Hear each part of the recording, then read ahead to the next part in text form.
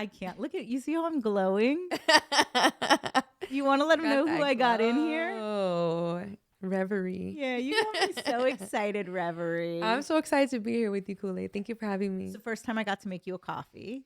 And Yeah. our coffees are very special today because Special. it's an inside Mama's Kitchen collab with. You want to let them know? T-Loke, TKO, Big Bad Tumor, the legendary. Let's go. That was so fun that you brought Toomer in with you. He was talking to me about like something called the Gavin that we used to have in music that we would go to. And he was talking about all the old school stories. And I love that. And we got to bring that in because people really have to understand the history. Yeah. I think it's great that you're documenting the history and the present, the history. You know, it's really cool to see it in real time and then to be able to look back at people who paved the way for the artists like me and younger generations, you know? Well, like it even cracks me up sometimes because when I'm out here and I hear like narrative that, oh, you created a box or you created this. And I'm like, it cracks me up because it's like, nah, boo, I was a fan of the box and the box, whatever you were calling the box. Yeah. I just wanted more of an outlet. I mean, since the freestyle days, since the, all my Boricuas were doing it out in New York with that movement. And then being a huge fan of Cypress and watching them bring out Psycho, and like watching the whole movement of that, watching Kid Frost when I was young. I mean, I was a teenager watching Scoop go on stage with him and thinking like, whoa, like culturally wanting to understand what is this? Like, how can I be down? Just like the same feeling I got from hearing the stories from Quick earlier on. And, as a kid before I got to, before I became blessed and got to call him fam, I grew up inspired by Quick, High C. Then when I saw these dudes come in, it's like, and the culture and the landscape of where we're from here in California and the role the Mexican community paves in like raising our families, our culture, our food, everything around us. I mean, it was so much deeper to me to watch all of that grow and musically to see where you guys are at. And, it trips me out because I don't hear it with other genres of music where they're like, oh, well, this group isn't like that Chicano sound or that Cholo sound or this. They're not that. And it's like they try and separate you guys into these sub pigeonholes. Like you can't express yourself and be different. And musically, it's like nothing sounds the same. That's what's beautiful about art. Everybody rolls different. Everybody's got a different flavor and style. How do you break that, Rev? How do you keep yourself in your own identity like you do? I'll be honest with you, I'm not really concerned with any kind of label. Like people put so many labels on me and I always say like call me whatever you want. Like I really don't care. The more labels, the more subcategories I fit into, the more places I can go, the more festivals I can be on, the more people I can collaborate with. So I don't necessarily see the labels as a bad thing. But I can understand why some people don't want to be labeled a certain category or whatever because they feel like it's restricting. And I guess for some people it is, but I feel like I've been so experimental with my sound over the last like almost 10 years now that I don't really relate to those issues because of it. Like I feel like a lot of people that are concerned with being stuck in some kind of box, it's because they just kind of are like going one direction.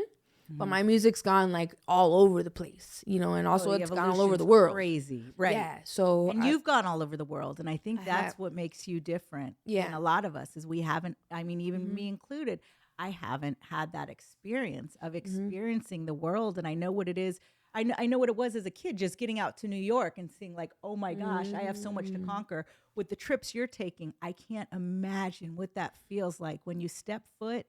Does that make you feel like you haven't done anything when you step foot into complete new territory? Is that like, do you ever walk in and feel like, dang, I got so much more I got to do? You know what? A little bit of yes and a little bit of no.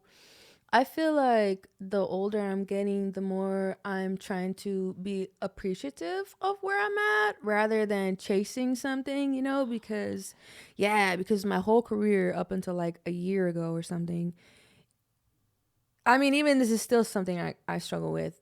Nothing is enough.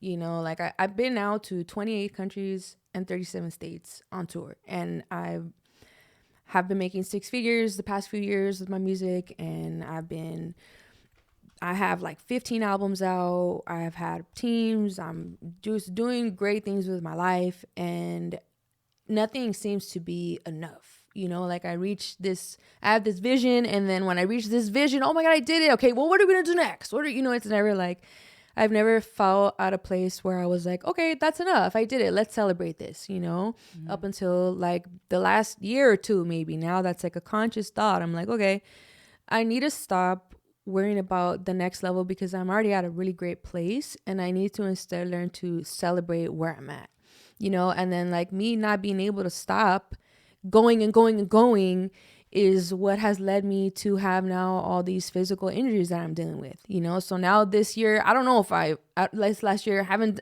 done my taxes for this last year. I don't know if I made 6 figures. I doubt I did because it's been a really financially tough year because of my injuries. Because Can we talk about that? Like, we could talk about it, yeah. Like we take that for granted. We take the small things for granted, and then when we're physically hit with something, it's like, whoa! Like you wish that you could have been where you were at. Yeah. Can you speak about that experience and how did you discover, like, how did that start with your vocals and what exactly is it? And for somebody facing that, I've got so many questions. Yeah. So basically I started touring about 12 years ago. And for most of the last 12 years, touring has been my main source of income. And when I wasn't able to tour during COVID, I started focusing on my clothing line. And then one of the years was OnlyFans, and now I've gone back to touring and making music because that's what makes me the happiest, But now it started like 3 years ago that I started having these injuries on my vocal cords. And I'm just prolonging them because I don't give myself time to rest and to take a break from this crazy life that I'm living, And I'm now paying the price. I have multiple injuries in my neck area and they're not going away. And so what are those injuries and how did you get them? So I basically got these injuries from 12 years of touring for the most part. And also like I started drinking and smoking and doing drugs when I was a little kid and that didn't help, what I have is like, I have nodules in my throat, which for anybody watching that doesn't know what that means, it's like scar tissue buildup. So basically from overusing my vocal cords touring the last 12 years, I now have created like injuries inside my vocal cords. And every time I talk, like right now, everything I'm doing, they're touching each other. I don't let it heal, so it turns into scar tissue. And now every time I say something, there's scar tissue hitting itself as I'm talking, as I'm singing. And then when I go on tour, I'm using my voice in a completely different way. And it hurts now. And so it didn't used to. What does that feel like to you when you're talking? Like, what does it feel like in your throat? It feels like when you scrape your knee, like just imagine that feeling in your throat. And also at the same time, I have like acute muscular tension, which they think is also from the touring, which means basically my neck muscles are so constricted that they're causing me difficulties with speaking, with just sitting, with everything you could think of. And when I go on these tours and when I talk, and I'm a very talkative person. Right. I'm a very talkative person. When I do any kind of movement with my throat, it's just like, it hurts. And the thing is like the treatments for all of these things are really expensive. And then now my income has been cut in half, and it's just been really... And insurance sucks. And insurance sucks. And also not to mention the doctors that I have to go to for these injuries don't even accept insurance.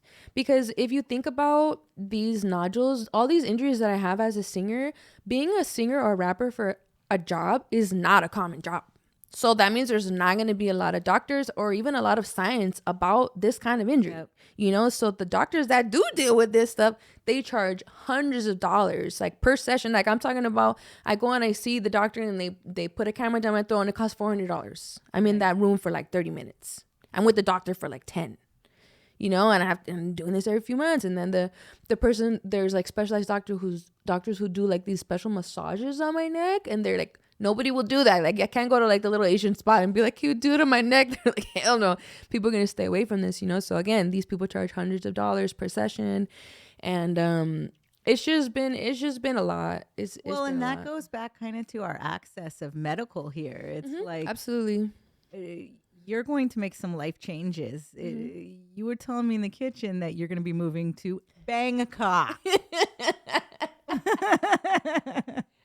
Is this the truth? What? Say it again. When you said she got her neck injuries, this time I was having a seizure here. Oh, got it. I texted you and I was like, "From Bangkok." Yeah. But I was like, Your friends are no good in here. I was like, "Be They're professional." crazy. Your friends I are was like, they no good in here. He's ready. Yeah, so I'm gonna move to Thailand. What inspired that? A huge argument that I had with somebody that I love a few days ago. And I just realized that I need to leave the country. Because I've been like staying in Seattle. I've been back and forth with Seattle and LA this last year. It's been a year now. And I started going up there so that I could be away from everyone and everything, because I can't stop talking and I can't stop working.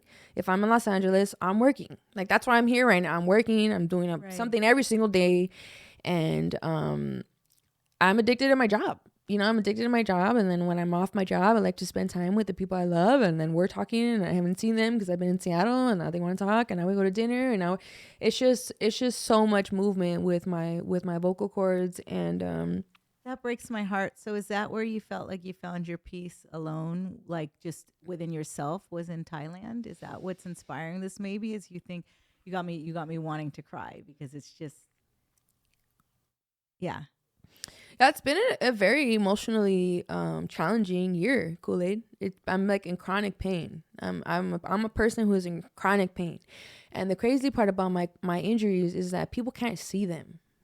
You can't understand like how bad it is, because I'm not in a wheelchair, you know, like people cannot understand like the severity of it. And I'm in pain like almost every day the past 3 years. And I have gotten better over the last year that I've been focusing on it, but I have a lot more progress to do. And unless I get away from everybody I know and love and my job, I'm not going to stop talking, and I'm not going to get better.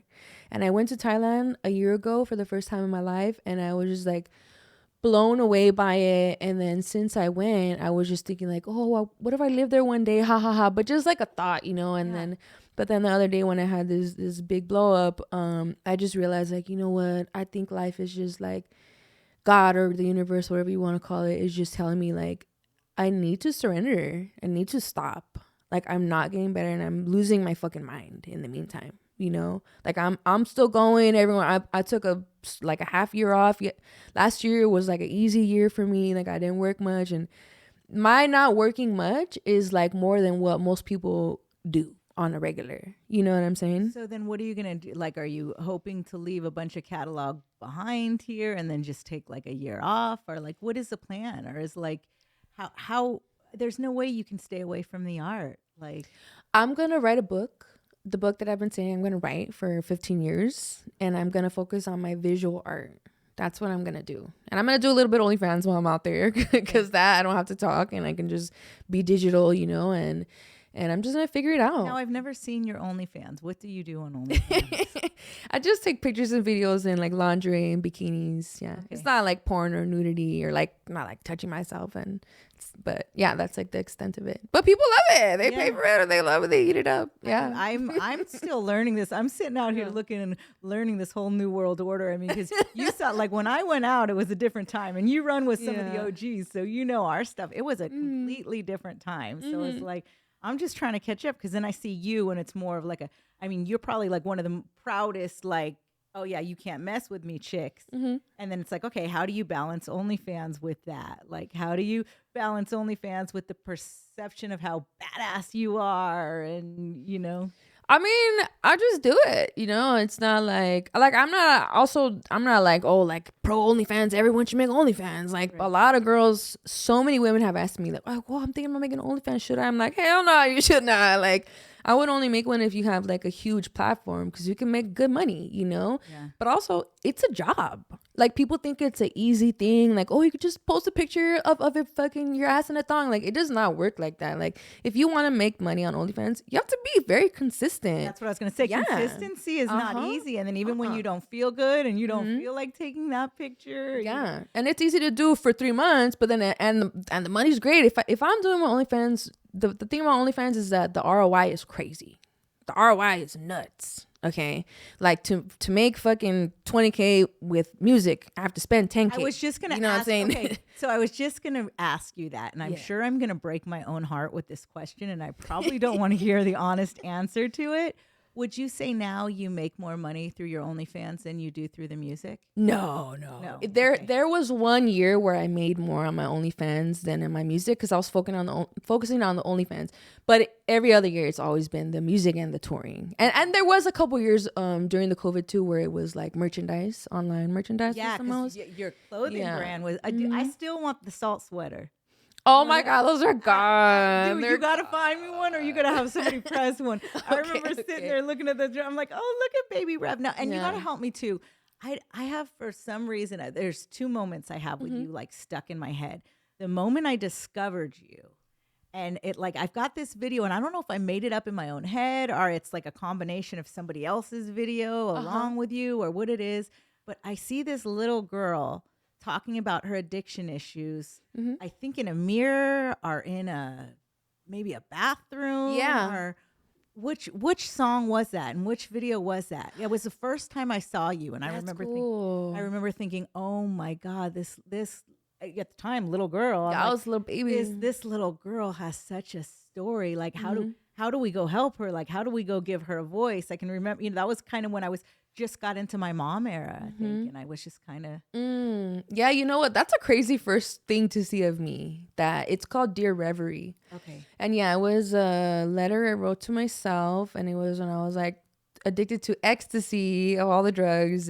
That's a crazy one to be addicted to, and that was something that I really struggled with, and I was popping a lot of ecstasy, and I was hanging out with drug dealers, and I was, like it was just like a crazy time. And it was kind of also a time where I started realizing like, oh, I think I have a problem with drugs. Like it was like, okay, maybe this is kind of like getting out of control. I can't stop doing it. I keep saying I'm not going to do it anymore, and I do it. Here I am again.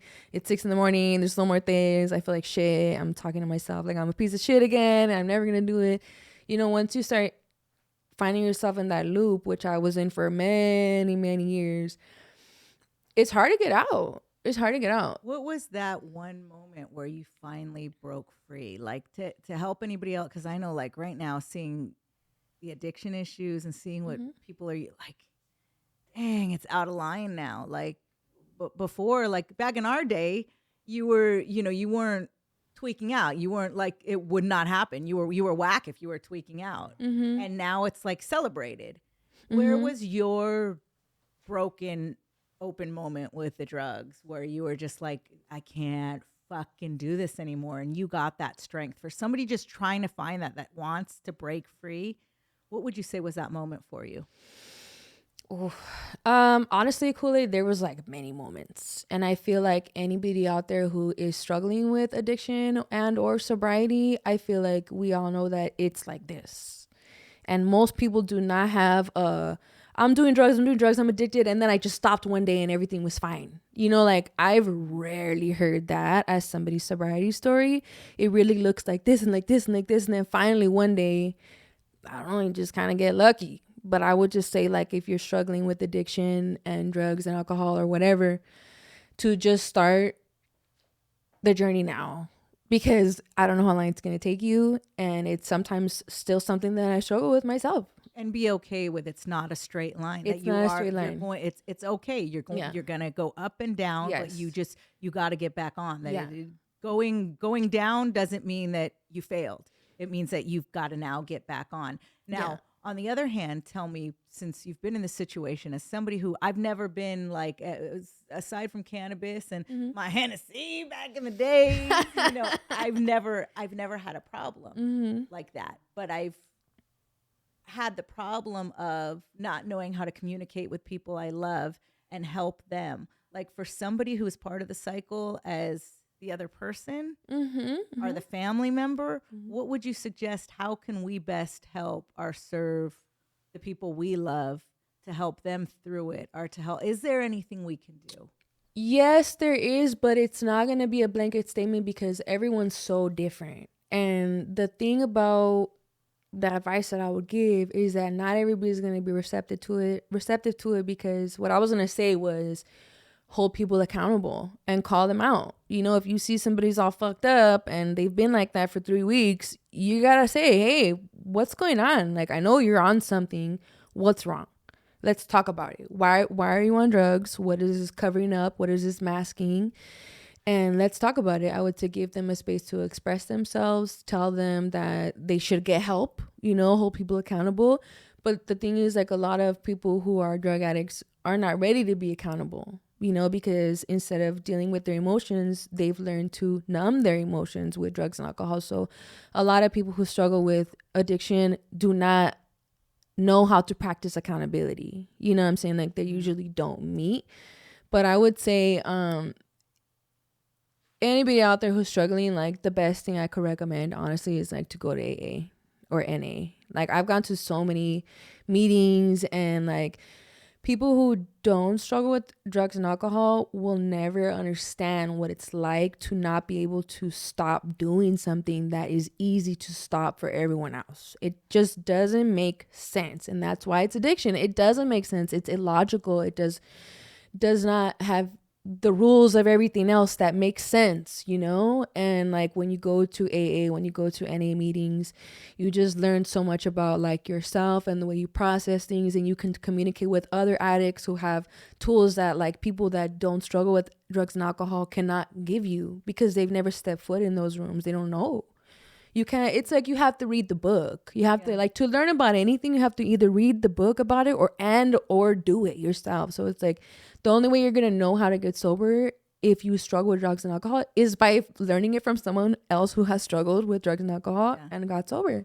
And then also, the families that are behind the victims of drugs, and, the people who suffer from, I don't even know what politically the correct word to call it is, or what, but just to see just the broken families over, and to really getting the help you need to, even though you're not the user. You have been through it. And the mothers and the wives and the husbands that fall behind that, I really want us to, put a light on, like, you get yourself help too. You go to those meetings with other people who have been through it, because you do need to heal that trauma. And and I think that's part of what the users too, or the user is seeing from the outside, especially when you're done using. Like, can you look now that you're who you are? I mean, you're this beautiful light in the world. Like, can you look at all the souls that you affected during that time? Like, do you look back at that? Do you carry that still? You mean the souls that I've affected negatively? Yeah, just with like my influence in my music, or no, what do you mean by that? Yeah, I'm sorry, that like your family members are the ones that were fighting for you when you didn't see it, or when you were struggling with addiction. Girl, nobody was fighting for me. I was out there on my own, on drugs. Like, nobody was like, no, that was not my story. My story was people just turning a blind eye and me fending for myself. That's how it was. As a mother, can we talk about that? Like, yeah, we could talk about it. Did you not have your mom there? Yeah, I me and my mom have a very difficult relationship. We've always had a very difficult relationship since I was a kid. And it's a lot better now, which is great. And I love my mom, and she did the best she could. Yeah, she's an amazing woman, and she's made so many sacrifices in my life and in her life that I could never repay her for. So I don't want to paint it like she was a horrible mother all the way around. Did she battle addiction? She is an overeater. Yes. So I'm gonna say yes. Yeah. Well, that's a huge addiction. Yeah. Eating sugar. It's a very common in our country, especially right now. Yep. And we don't know anybody. We did, my mom would give me ding dongs thinking it was love. Give me like it took a while for me to see what that does. People really don't realize what we consume does to us. Yeah. There's a lot of addiction and dysfunction on both sides of my parents' families for sure. Like everyone so was it a is single like family home. It was a single family home. I grew up raised by my mom. Yeah. And then you have 2 brothers. I have 6 brothers, you have girl. 6. Mm-hmm. Any And sisters or no? one sister. One sister. But it's like from 3 different parents. Like my mom and my dad had me, Loudon, and then our other brother, Force. And then they got divorced, and then my dad remarried someone who already had 3 kids. So we had 3 stepbrothers, and then they had 2 kids together. So then there was 8. Wow. Yeah. But we all grew up very differently because we all had different households. So there was 3 different households. And in my household, a lot of things went really wrong. And my brothers were in and out of juvenile hall, and we were all like doing meth and crack at like fucking 15. So you guys were in the same, you, Loudon, you were in the same place. We were in the same, me and Loudon grew up in the same house. Yeah. But you were in the same place just in life too, with the addiction and Yes. My brother, Loudon, was on heroin when we were like 16. And then to see where he's at now and just so spiritually in touch. And how does that feel to you? Like, it's cute because I look at he's married now. Yeah. I mean, how does that feel to you to have your sister-in-law, who she obviously artistically is, I don't know her, but I look at her and I'm like, okay, she fits right into the bunch. She does. I'm so blessed to have her in our family. Like, she's a beautiful woman inside and out, and she's really helped my brother grow a lot. And, I'm grateful for her and for her presence in our lives and in my brother's life. And I think that they're a really good match. Yeah, I'm really happy for them. Your brother seems like I feel a different energy. Just like even when good. When he hits me, like I see it. I see the transformation in his life too from far. Yeah. So he's definitely evolved a lot. Yeah. That's dope. In positive ways. So now how does that feel to you? It's like, okay, is it a little hard seeing your brother get married? And it's like, do you want to get married?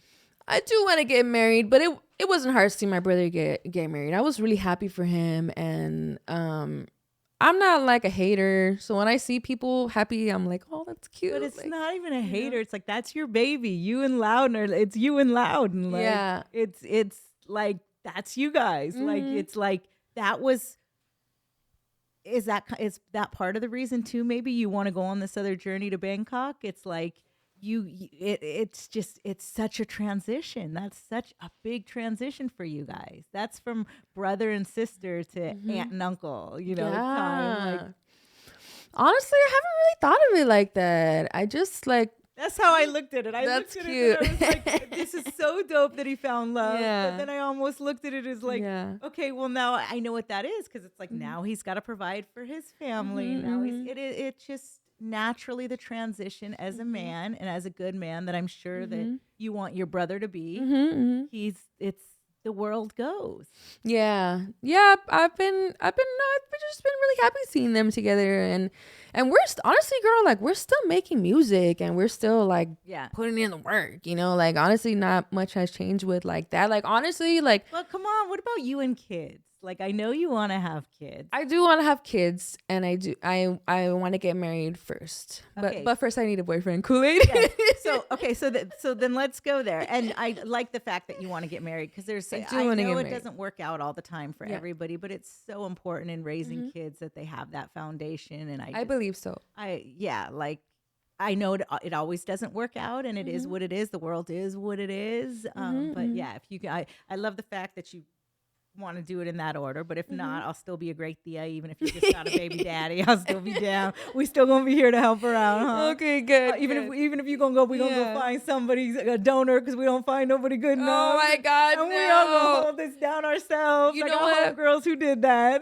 I told myself, if I don't get married and have a kid and then it's too late, I'm just gonna adopt a kid. Like, I'd rather just adopt a kid by myself than have a baby with a disaster. Oh, 100%. I would vote Like for that 100%. Yeah, like some people want to get like the whole sperm donor thing. I'm like, I'm good on that. You're so cute.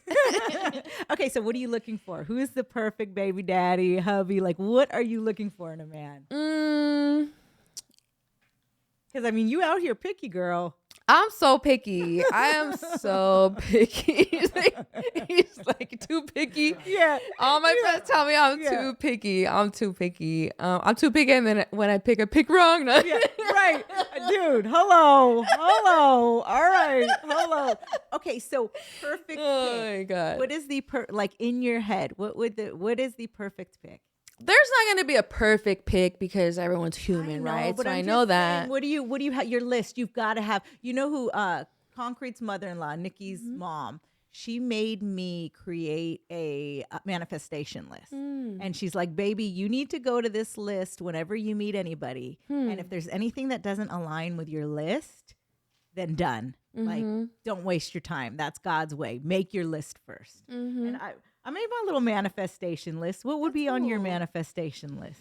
For sure, in a partner, I need somebody who's confident because a lot of people love me, you know, and a lot of people are attracted to things I'm doing and to how I look and to my art and to my movement. And a lot of people cannot be with somebody who is that attractive. And I'm not even just talking about the physical aspects. I'm talking about like, I'm a magnetic person in so many ways, you know, and not everybody knows how to handle that, you know? So for sure that person would have to be confident. I feel like I want somebody who wants to be a provider. Like I'm not into 50-50. I'm going to pay for everything. Like I like to be You want a man who can take care of you. You're going to naturally take care of yourself because that's who you are. Yeah. But you want that in your life. You want that old school love. Yeah, like when I do date people, like I like to be taken care of for sure. Like I'm the passenger princess. Like, and people get it confused because like I'm like, because you're so hard. Yeah, hard I'm hard in my job. Yeah, you're hard as fuck. But as a woman, I'm like, no, I'm not the man in the relationship. I'm coming with the dress. Some passenger princess for sure. I'm not like that. Yeah, I'm not. Now, is this person creative?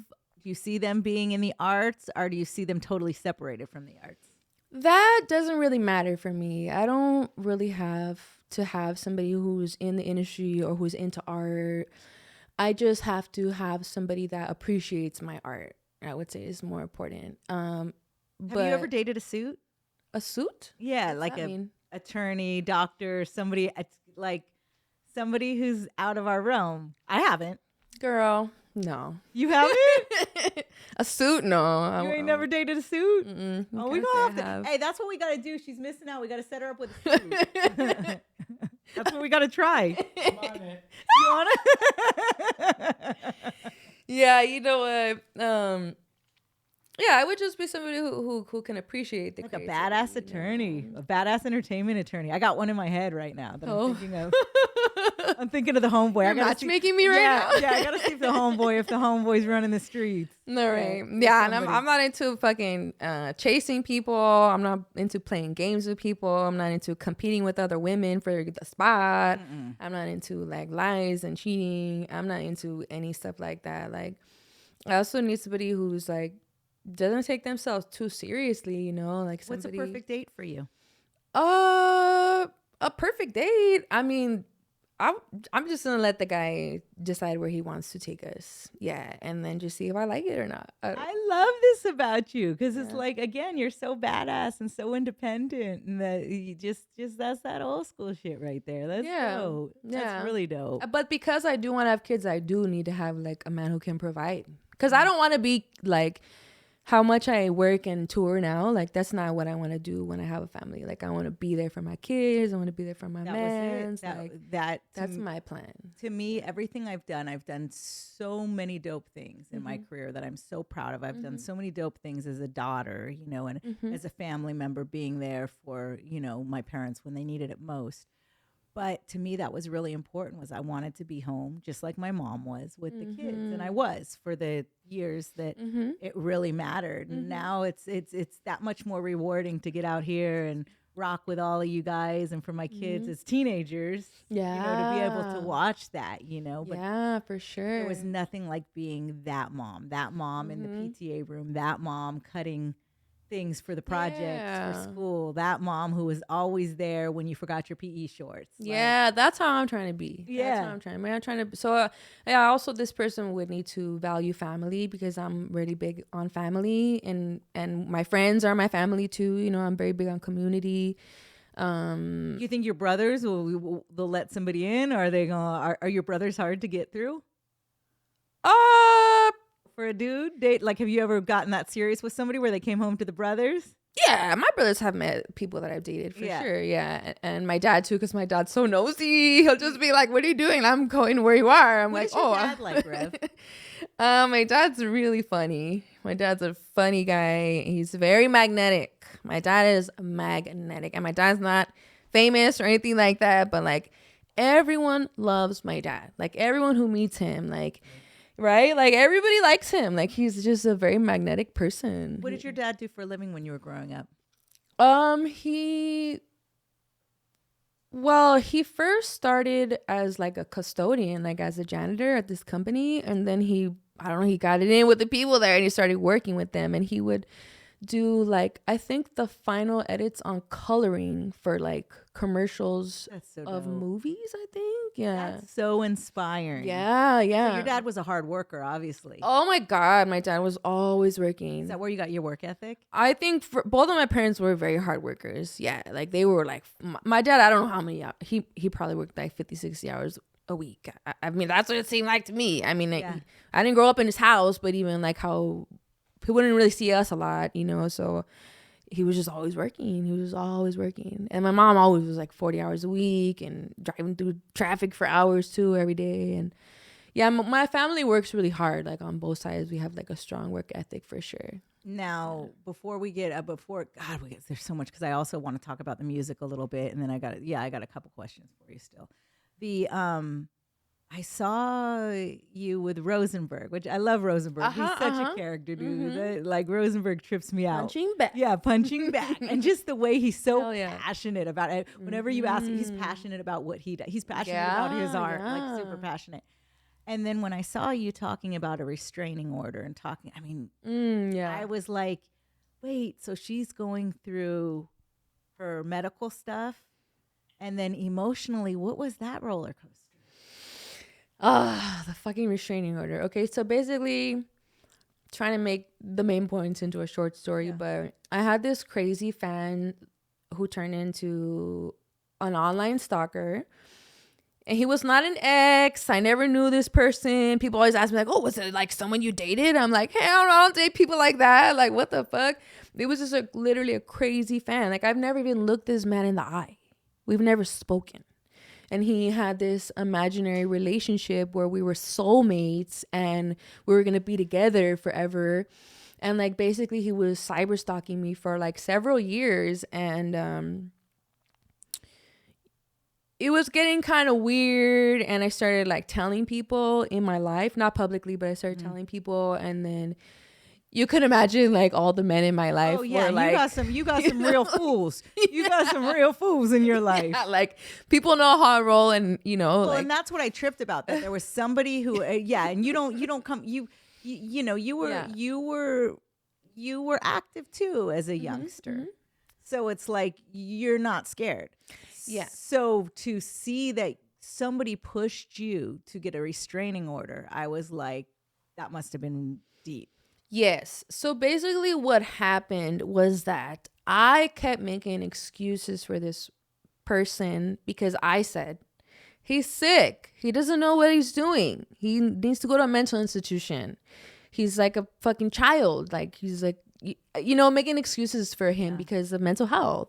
And I will never make that mistake again. Now the next person's getting popped. I'm just kidding. Yeah. I'm just kidding. Period. Kidding, not kidding. But, you know, at the end, I know a restraining order. For somebody who craves peace, that is the most non-peaceful thing you can have in your life, to always be on the edge with somebody like that. And I know the feeling. I've been there. Yes. And like, basically it came down to the point that he found out where I lived and came to my house, and I did what I had to do to protect myself. And I'm trying to watch what I say, because there's certain ways I have to bounce around talking about this. I did what I had to do to protect myself, and he was severely injured. And after he was healed, he came back. And that was when I was like, okay, this guy is crazier than I thought. And I'm not talking about like down. I'm talking about like mental institution crazy. Yeah. And like he was really hurt. I'm talking about like, you know what I'm saying? Like it finally happened. And after that, I was like, okay, I'm going to get a restraining order, not because I think a piece of paper is going to keep him away from me, but in case I need to put a bullet in his head because he's in front of my house. Now there's a little documentation that this person's a fucking psycho.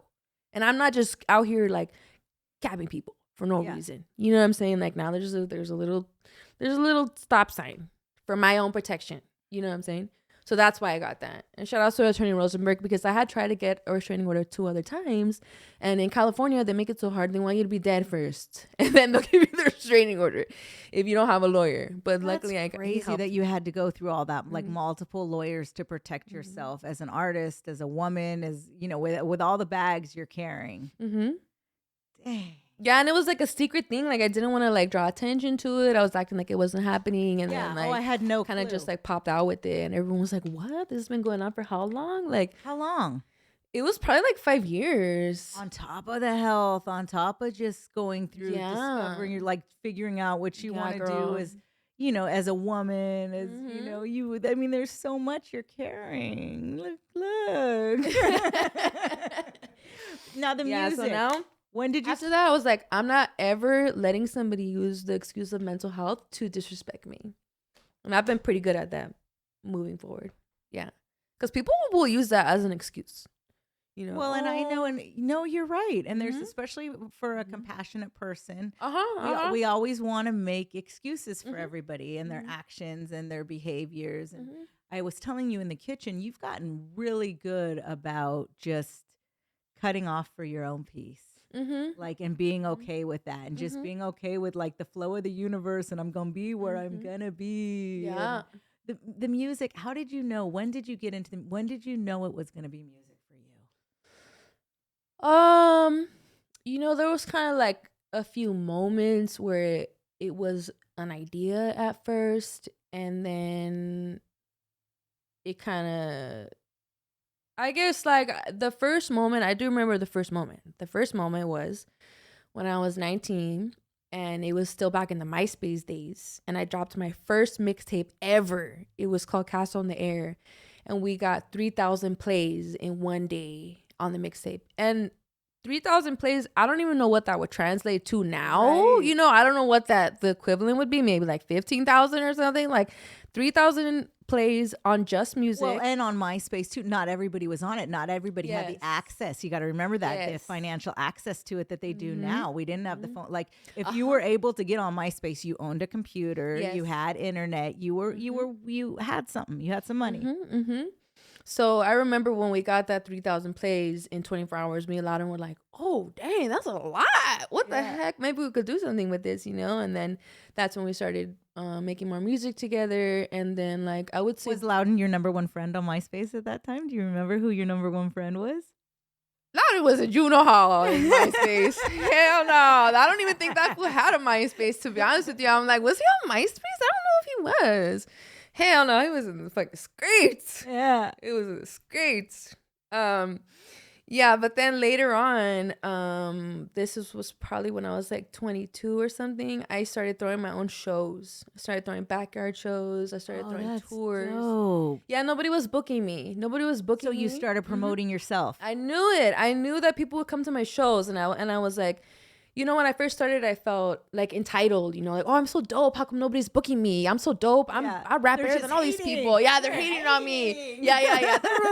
You know, and I felt like, you know, and then I was like, so like, I want to tour. I was like, I'm just fucking doing myself. How hard could it be? It was really hard. Yeah. But I did it. And then I started throwing all these tours. And then I was throwing them myself for like 2 years. And then after 2 years of me doing it, people started booking me. I don't think they realized I was throwing the tours myself. But they started being like, I'll take you here. I'll take you there. I'll take you to Europe. I'll take you. I'm like, oh, damn. Okay, now I'm in Paris, you know? And now I'm in like Denver and just like all these places. And yeah, I kind of, that was like when I started making money from the backyard shows, it was just like a few $100 per show, but that's a lot of money to make in like 3 days work. And especially like 10 years ago, you know, and when you're like 22, I'm like, hell yeah, I made $400 today. That's a good day. Yeah.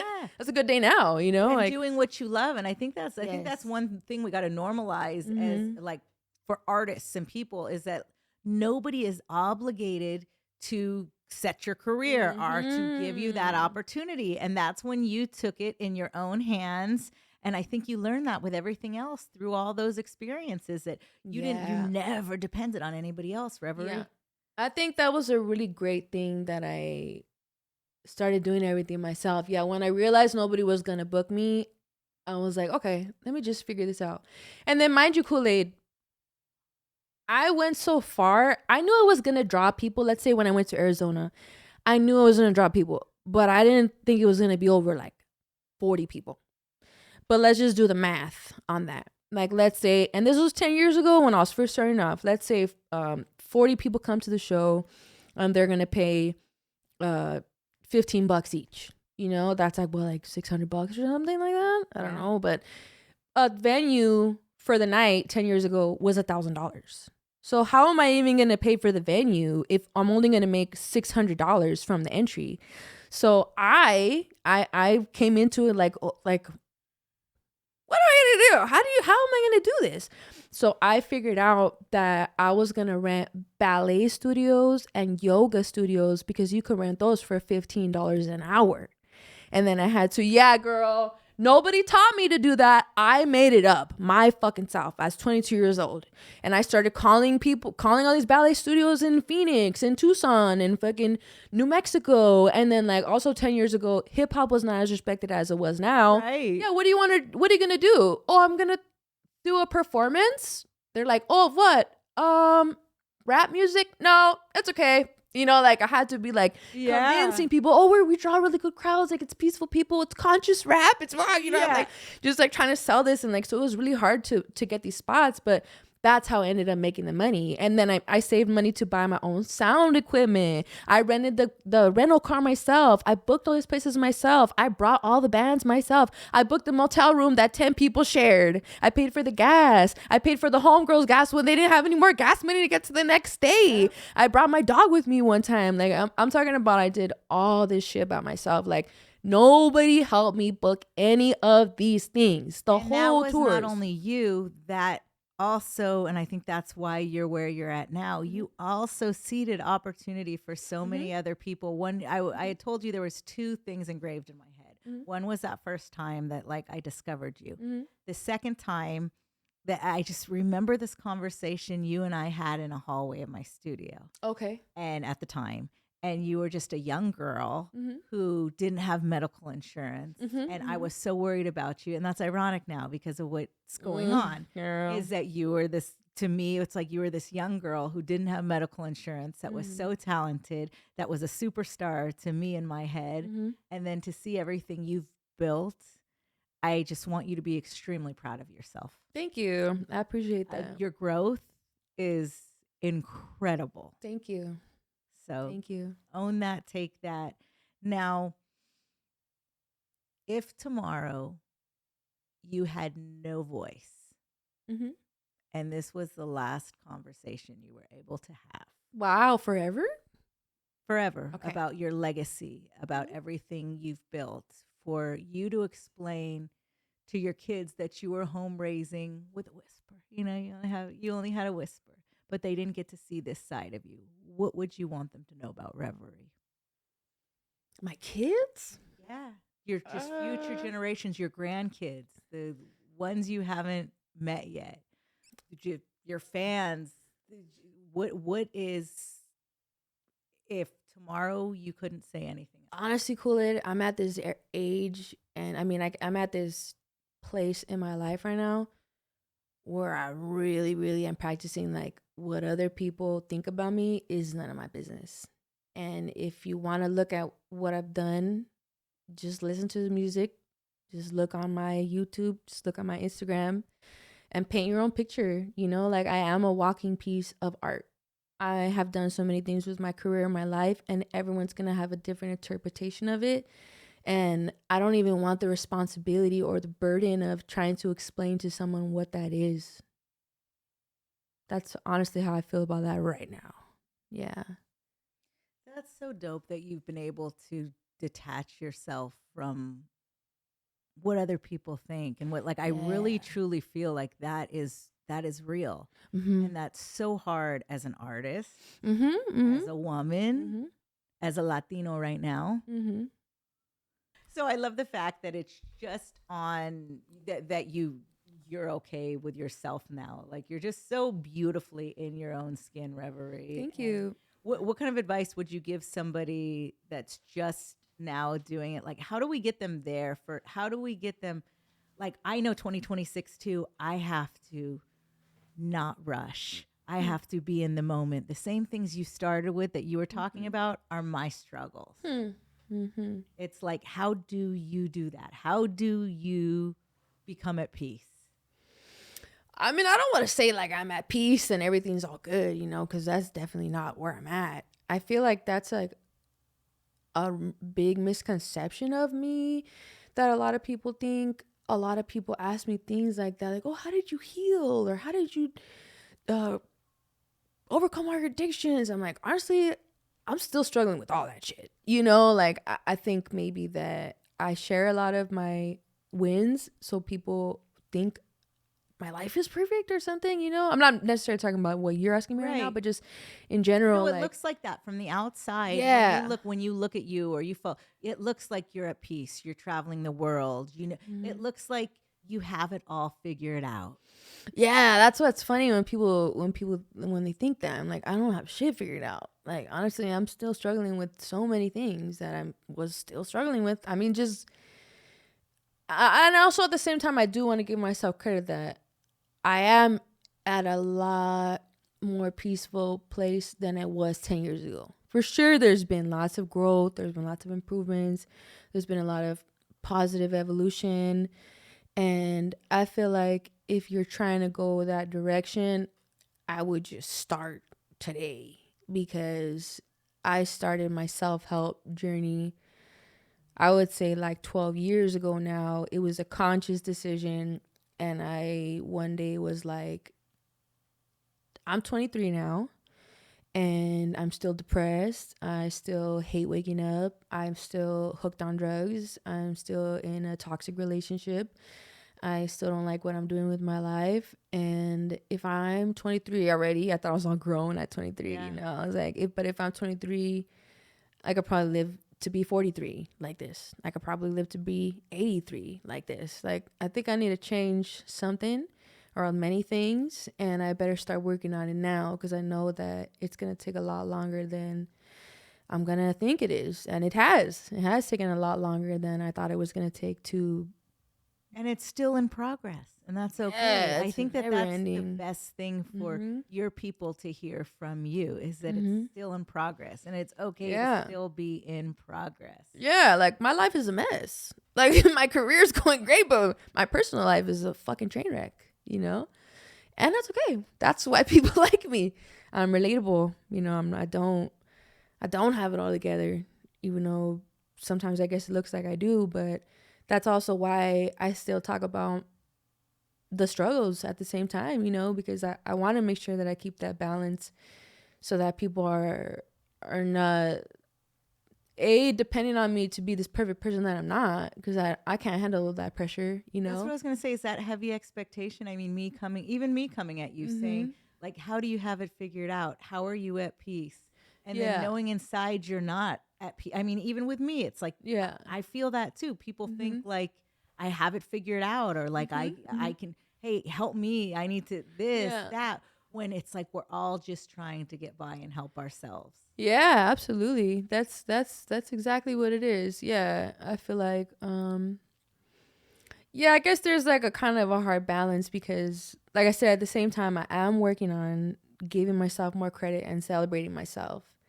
And the better I'm getting at that, the more I'm realizing like I'm a pretty cool person. You know, I am amazing, and that's a cool feeling. You know, to indulge in that because for so long I was conditioned to not understand that I was an amazing person. You know, I think back like even to my childhood, like I've always been a spectacular person. And I feel like I posted something about this on Threads the other day. Like, if you're a spectacular person, the world punishes you, and they punish you starting when you're a kid. You know, like, oh, you talk too much. Oh, just sit still. Why are you yelling? Why don't you draw on the line like that? You're not supposed to do that color. Like we're trying to condition kids to live a certain way and to be a certain way. But the reality is that some people are not going to fit in that box, and the people that don't fit in that box are just as important as the people that are going to fit in the box, because the people that fit in the box, they keep the program running, but the people that don't fit in the box, they're the ones that write the program. Yep. You know what I'm saying? Yep. And if you're a program writer and you're not one of the worker ants, you're always going to run into that conundrum in life where you're not gonna understand why nobody's letting you be you when you know that what you're doing is fucking amazing, you know. And so I've had that my whole life. I've struggled with that my whole life. People telling me to color in the lines when I don't want to color in the fucking lines, you know. And now I'm 35 and I'm finally like, damn, like, yeah, fuck the lines, you know, like color my coloring book, you know, like I have drew us a coloring book, and I feel like yeah, I'm just getting better at recognizing how amazing I am. And I feel like people can see that. And it's cool that people can see that. And I'm happy to inspire people like that. But like I said, like I'm about to leave to Thailand because my health is so fucked up that I can't even be here right now. So what's it going to look like in Thailand a month from now? You're on what, like, are you in an apartment like, what's it look like in Thailand? Are you on a balcony drinking coffee somewhere? Are you in I don't know, I don't know what Thailand looks like. What does Bangkok look like to you? Like, what is that? What is that dream, that vision you have in your head? So the vision, the plan that I'm manifesting, that I just started manifesting 4 days ago, is that I'm going to move to Thailand and I'm going to be by myself with my dog, and I'm not going to be talking, and I'm just going to be silent, and I'm going to be healing, because I need to be in silence for an extended amount of time. And the reason I'm saying that is because a year ago when I started working on these problems, I went to Mexico for 3 weeks to be silent because my doctor told me to do that. And then one of the injuries was almost completely healed. Completely. Okay. Which is ulcers. I also have ulcers in my fucking neck. Okay. And it's not a common thing to have ulcers in your neck. Usually people have ulcers in the stomach. But I have ulcers up here and they're being irritated with all these other things going on. So my neck, there's like 4 different injuries in my neck working together to like tell me to stop what I'm doing. So how long are you planning on this? I'm going to be there at least until July. Okay. Yeah. So and then you're going to come back for my 50th birthday and we're going to do a big overager. Sure. It was so much fun. And you'll help me promote it. You'll help me put it together. I won't make you talk. Okay. We'll write it from there. And are you going to be, being the person you are you going to be lonely? I'm not going to be lonely. Khool Aid. I love my own company. And that's why I said, like, I don't really date a lot. I'm not like a person that always needs somebody there. Like, honestly, I really like my own company. And you just might quietly find somebody in Thailand. I mean, maybe. Like, you might find you a little Thailand baby daddy. Oh, my God. You know what? That would be nice. But I'm also going there with the intention that I actually cannot meet anybody out there. Because that's going to, again, defeat the purpose of me being by myself, you know, like to be quiet. Okay. Like the goal is, and also the reason I'm going over there is because Thailand's so cheap and they have really cheap and good medical care. That's why. Yeah. So I'm going there because the cost of living is cheap. I'm going to be away from everybody. I've been there before. I know the city. It's an amazing vibe. And also I'm going to be able to afford all these crazy doctors that it's hard to afford over here. I might have to just come visit you and just, we won't talk. We'll just, but I might have to come visit you. And come watch that and see that and get myself out of my own comfort zone. Yeah. Again, please be proud of yourself. That I know that it's like, you think you're figuring it out, or we never have it all figured out. But the girl that I was like, oh my God, this little addicted girl is so badass. The girl that I met and had the conversation with in the lobby of the studio, I would never think that I would be sitting here wanting to gain wisdom on how to get my feet back and grounding from that girl. And you are that girl, baby.